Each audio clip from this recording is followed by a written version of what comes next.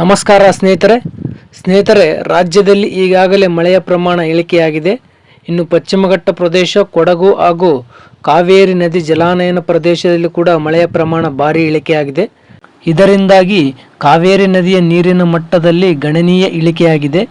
ಇದರಿಂದಾಗಿ KRS ಡ್ಯಾಮ್ಗೆ ಹರಿದು ಬರುವ ಒಳಹರಿವಿನ ಪ್ರಮಾಣದಲ್ಲಿ ದಿನದಿಂದ ದಿನಕ್ಕೆ ಗಣನೀಯ ಇಳಿಕೆ ಕಾಣ್ತಾ ಇದೆ. ಹಾಗಾದರೆ ಸ್ನೇಹಿತರೆ, ಇವತ್ತಿನ KRS ಡ್ಯಾಮ್ನ ವಾಟರ್ ಲೆವೆಲ್ ಎಷ್ಟಿದೆ, ಇಂದು KRS ಡ್ಯಾಮ್ನಲ್ಲಿ ಎಷ್ಟು TMC ನೀರಿನ ಸಂಗ್ರಹವಿದೆ ಹಾಗೂ ಇಂದಿನ KRS ಡ್ಯಾಮ್ನ ಒಳಹರಿವು ಮತ್ತು ಹೊರಹರಿವಿನ ಬಗ್ಗೆ ಸಂಪೂರ್ಣವಾದ ಮಾಹಿತಿಯನ್ನು ತಿಳಿಯೋಣ. ಅದಕ್ಕಿಂತ ಮೊದಲು ಈ ವಿಡಿಯೋಗೆ ಒಂದು ಲೈಕ್ ಮಾಡಿ.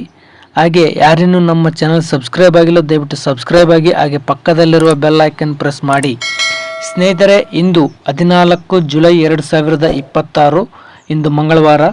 ಇಂದು KRS ಡ್ಯಾಮ್ನ ವಾಟರ್ ಲೆವೆಲ್ ಎಷ್ಟಿದೆ ಅಂತ ನೋಡೋದಾದರೆ 92 ಅಡಿ 1.4 ಇಂಚು ವಾಟರ್ ಲೆವೆಲ್ ಇದೆ.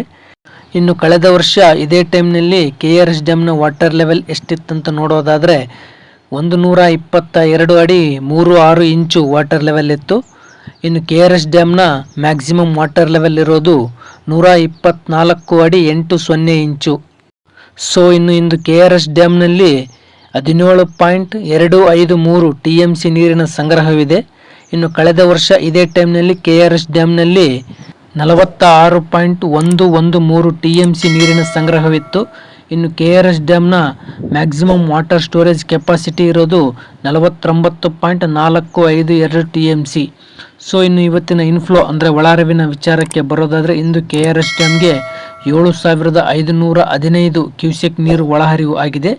ಇನ್ನು ಇವತ್ತಿನ ಹೊರಹರಿವಿನ ವಿಚಾರಕ್ಕೆ ಬರೋದಾದರೆ ಇಂದು KRS ಡ್ಯಾಮ್ನಿಂದ 619 ಕ್ಯೂಸೆಕ್ ನೀರು KRS ಡ್ಯಾಮ್ನಿಂದ ಹೊರಬಿಡಲಾಗುತ್ತಿದೆ.